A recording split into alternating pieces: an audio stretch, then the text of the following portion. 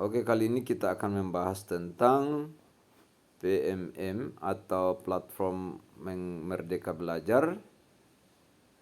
Di sini saya mau setelah kita login ke platform Merdeka Mengajar.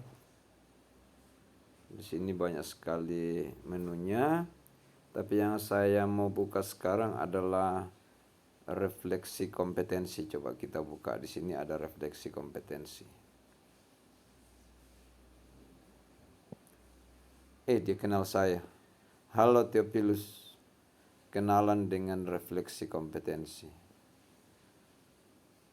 Ini di sini mulai refleksi dan dapatkan hasil capaian Anda sebelum 31 Januari 2024. Coba kita lihat dulu di bawahnya. Di bawahnya ini akan memunculkan hasil refleksi kita kalau sudah kita mulai di atas. Ya, karena jabatan saya itu ahli muda, katanya level minimumnya 3. Kita coba langsung ya. Kita masuk, dimulai. Apa ini? Refleksi kompetensi belum berdampak langsung ke pangkat, jenjang profesi, dan rapor pendidikan. Jadi pastikan refleksi terkumpul sebelum 31 Januari 2024. Ayo kita mulai refleksi. Ada empat indikator di sini. Ada pedagogik, ada kepribadian, ada sosial, dan ada profesional. Kita mulai di pedagogik. Ternyata sudah pernah saya kerjakan, sudah ada 2 dari 7. Coba kita masuk di pedagogik. Wah, ini soal-soalnya nih. Ternyata seperti ini refleksinya ya. Kita coba kerjakan sedikit. Saya memperhatikan kondisi kelas untuk mendeteksi peserta didik yang mungkin merasa tidak nyaman selama proses pembelajaran. Kita ada pilihan 4. Jadi ini disesuaikan dengan keadaan kita pada saat kita mengajar. Apakah saya memperhatikan kondisi kelas? Ya, saya sering memperhatikan, ya, tapi tidak selalu. Ya, nanti ke depannya baru selalu. Yang kedua, saya memberikan kesempatan kepada peserta didik untuk berpendapat, bertanya, dan berpartisipasi dalam aktivitas kelas. Ini yang selalu ini. Yang ketiga, saya merancang strategi yang menumbuhkan rasa aman dan nyaman berdasarkan hasil observasi terhadap kondisi peserta didik selama proses pembelajaran. Ini sering saya lakukan. Kemudian yang berikut, saya bersama rekan sejawat saling mengobservasi proses pembelajaran untuk berbagi pengalaman dalam menciptakan suasana belajar yang aman dan nyaman. Ini masih jarang saya lakukan. Kemudian yang berikut, saya berbagi praktik baik kepada rekan sejawat mengenai cara membangun hubungan yang positif antara guru dengan peserta didik agar dapat menciptakan rasa aman dan nyaman. Ini sering, tapi ya masih banyak rekan-rekan yang susah untuk menerimanya. Lanjut. Saya mampu menyusun rencana pembelajaran yang sesuai dengan tujuan pembelajaran. Mampu. Belum sangat mampu, baru mampu. Yang berikut, saya menyampaikan materi pembelajaran dengan urutan yang berkesinambungan, mulai dari konsep yang mendasar hingga konsep yang kompleks, sesuai dengan capaian peserta didik. Ya, sesuai. Kemudian saya mengidentifikasi perkembangan belajar peserta didik agar dapat merancang perbaikan desain pembelajaran. Ini yang mengidentifikasi ya. Sebenarnya saya mengidentifikasi, tapi belum secara tertulis. Ya, jadi saya hanya memantau saja, mengobservasi secara umum saja. Saya pilih saja jarang ya. Kemudian saya berkolaborasi dengan rekan sejawat dalam merancang desain pembelajaran yang sesuai dengan karakteristik peserta didik. Berkolaborasi ya masih jarang saya lakukan. Saya kerja sendiri biasanya. Ternyata harusnya kita harus bekerja sama merancang. Yang terakhir, saya membimbing rekan sejawat tentang cara mengorganisasi aktivitas pembelajaran agar tujuan pembelajaran dapat tercapai. Masih jarang lah. Coba lanjut. Lanjut. Saya mampu menjelaskan konsep atau teori dari pengetahuan yang dipelajari dalam kaitannya dengan konteks kehidupan sehari-hari peserta didik. Ya, sering. Kemudian saya memberikan kesempatan kepada peserta didik untuk memilih aktivitas pembelajaran agar dapat mendorong partisipasi aktif peserta didik. Ya, saya sering memberikan kesempatan. Kemudian saya merancang perbaikan desain pembelajaran berdasarkan hasil capaian belajar peserta didik. Ya, sering juga saya lakukan. Kemudian saya berkolaborasi dengan rekan sejawat untuk merancang metode dan strategi pembelajaran yang dapat meningkatkan. Ini yang jarang ini saya lakukan, ini kerja sendiri. Saya memberikan pendampingan untuk membantu rekan sejawat dalam mengembangkan desain pembelajaran yang dapat melibatkan peserta didik secara aktif.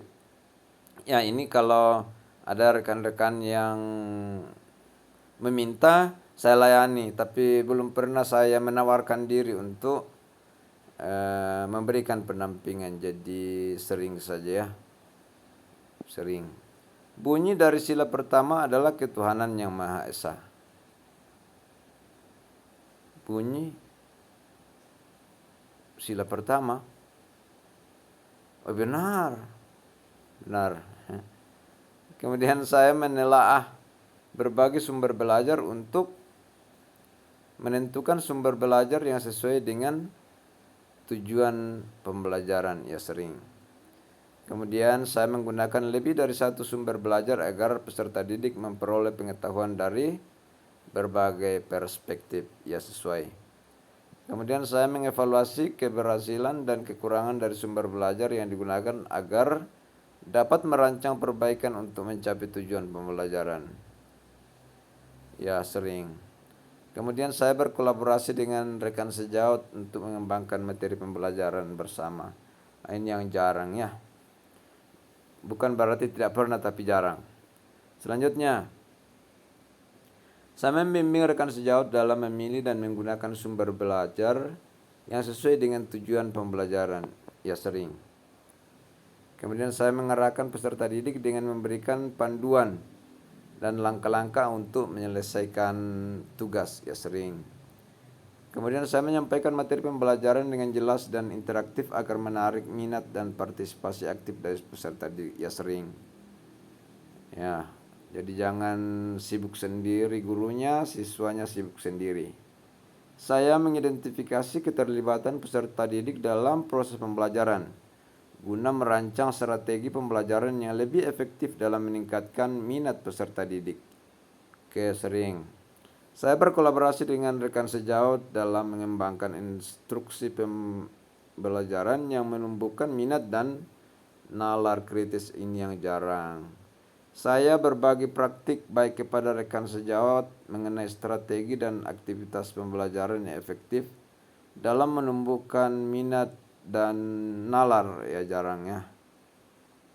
Ya, walaupun sering kalau ada yang minta, saya sering juga membagikan, cuman ya jarang. Saya memahami cara memanfaatkan teknologi terkini sesuai dengan kebutuhan dalam proses pembelajaran. Ya, paham. Bukan sangat paham, tapi paham. Saya menggunakan teknologi dalam kegiatan pembelajaran baik dalam bentuk aplikasi maupun perangkat elektronik lainnya. Ya, sering.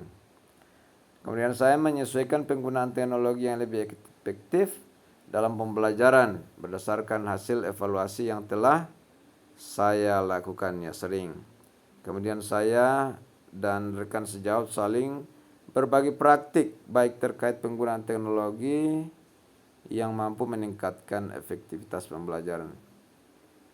Nah, ini sebenarnya sering ini mengenai berbagi praktik penggunaan teknologi sering. Selanjutnya, masih banyak. Saya membimbing rekan sejawat dalam memaksimalkan penggunaan platform digital maupun perangkat keras sebagai sarana pembelajaran. Bagaimana ini ya? Jarang sering. Ya itu tadi, setiap ada yang bertanya saya sering. Tapi karena lumayan jarang yang bertanya, ya jarang. Kemudian, saya memahami cara merancang asesmen yang efektif untuk mengetahui kekuatan, kelemahan, dan kebutuhan peserta didik dalam pembelajaran.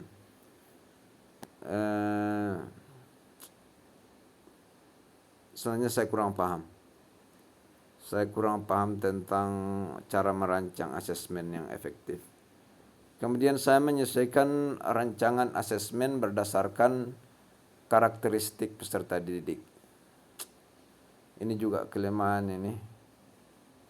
Jadi jarang saya lakukan merancang asesmen berdasarkan karakteristik. Saya melakukan evaluasi terhadap asesmen yang telah saya laksanakan. Kemudian melakukan perbaikan berdasarkan hasil evaluasi tersebut. Ya, ini jarang semua saya lakukan. Saya saling berbagi ide dan strategi dengan rekan sejawat dalam merancang asesmen pembelajaran yang berpusat pada ini juga jarang. Saya mendampingi rekan sejawat dalam mengembangkan asesmen yang sesuai dengan kebutuhan peserta didik, jarang. MPR adalah singkatan dari Majelis Pemusatan Rakyat. Iya benar. Saya memahami prosedur atau tahapan dalam melaksanakan asesmen untuk melihat capaian belajar peserta didik. Ini saya paham ini. Saya paham, cuman dalam praktiknya, dalam merancang itu saya biasa tidak melakukan. Kemudian saya melakukan asesmen di kelas secara rutin sesuai dengan tujuan pembelajaran untuk memantau capaian belajar peserta didik. Ya, ini baik tertulis maupun tidak tertulis ya. Ya, jadi ini sesuai. Kemudian saya melakukan evaluasi pada setiap asesmen yang telah dilaksanakan agar saya dapat merancang perbaikan asesmen selanjutnya secara efektif. Ya, ini memang saya jarang lakukan. Lanjut. Saya dan rekan sejawat saling berbagi praktik baik dalam merancang pelaksanaan, ini jarang juga ini. Saya membantu rekan sejawat dalam mengevaluasi pelaksanaan asesmen peserta didik, jarang. Kemudian saya memahami pentingnya memberikan umpan balik kepada peserta didik untuk meningkatkan kualitas pembelajarannya, ini paham ini. Kemudian saya menyampaikan umpan balik pembelajaran kepada peserta didik secara konstruktif dan jelas baik dalam bentuk lisan, ya ini sering. Kemudian saya merancang perbaikan strategi umpan balik terhadap peserta didik berdasarkan hasil evaluasi yang saya lakukan. Saya merancang perbaikan perbaikan strateginya ini yang jarang. Ya, dilakukan tapi tidak dievaluasi. Kemudian saya berkolaborasi dengan rekan sejawat dalam proses pemberian umpan balik terhadap peserta didik, ini juga jarang. Kemudian saya memberikan saran kepada rekan sejawat mengenai rancangan pemberian umpan balik, jarang. Saya memahami prinsip-prinsip dalam menyusun laporan capaian belajar peserta didik, ya paham. Kemudian pada laporan capaian belajar peserta didik saya menyusun deskripsi yang berbeda untuk masing-masing peserta didik berdasarkan capaian, ini sering. Kemudian saya merancang perbaikan laporan capaian belajar peserta didik berdasarkan evaluasi yang saya lakukan. Saya merancang perbaikan laporan, jarang. Lanjut, terakhir di pedagogik, saya dan rekan sejawat saling berbagi prinsip penyusunan laporan capaian, jarang. Kemudian saya meluangkan waktu untuk membantu rekan sejawat yang mengalami kesulitan dalam membuat laporan, saya meluangkan waktu membantu, ya sering.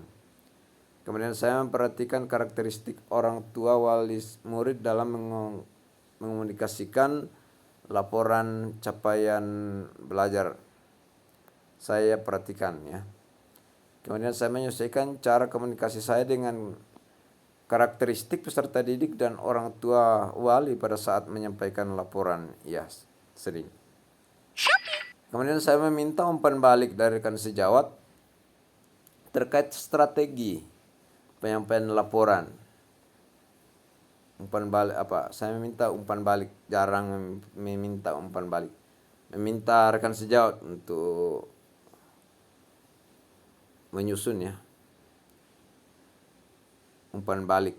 Kemudian saya dan rekan sejawat saling berbagi praktik baik terkait teknik komunikasi. Ini juga jarang ini. Kemudian saya membimbing rekan sejawat dalam mengevaluasi teknik komunikasi yang telah ia terapkan, jarang juga. Oke, selanjutnya. Nah, setelah dikumpulkan jawaban tidak bisa diubah lagi. Tetap kumpulkan. Oke, kumpulkan saja. Saya mengerti. Jawaban berhasil dikumpulkan. Terima kasih sudah menyelesaikan pertanyaannya. Oke, kita lihat. Nah, perlu ditingkatkan. Ya, masih kuning itu karena perlu ditingkatkan. Oke, apa lagi nih? Indikator 2, indikator 3. Bagaimana capaian Anda pada tiap indikator? Jadi yang pertama, indikator pertama, lingkungan pembelajaran yang aman dan nyaman bagi peserta didik. Ini perlu ditingkatkan. Oke, siap. Kemudian ada yang kedua, pembelajaran efektif yang berpusat pada peserta didik. Ini juga perlu ditingkatkan. Ikuti pembelajaran. Oke. Ada pembelajarannya dalamnya. Asesmen umpan balik dan pelaporan yang berpusat pada peserta didik. Perlu ditingkatkan. Ada semua pembelajaran. Coba kita lihat pembelajaran ini. Nah, kita belajar lagi di sini. Lingkungan pembelajaran yang aman. Nah, kalau kita mau mengembangkan lagi, berarti kita harus pelajari lagi dari atas ini. Mulai dari sini. Nah, ini yang kita mau pelajari. Oke. Coba kita kembali ke awal. Jadi saya masih kurang. Ya, perlu ditingkatkan.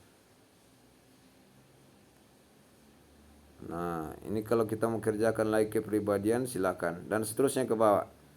Ya, butuh waktu lama ini untuk menyelesaikan. Cuman batasannya cuman sampai di 31 Januari 2024. Oke, demikian informasi singkat. Bukan singkat, ini 18 menit. Ya, tentang refleksi ya, untuk refleksi. Mudah-mudahan ke depan bisa semakin sering kita buka yang PMM ini. Oke, terima kasih. Sampai sekian dulu.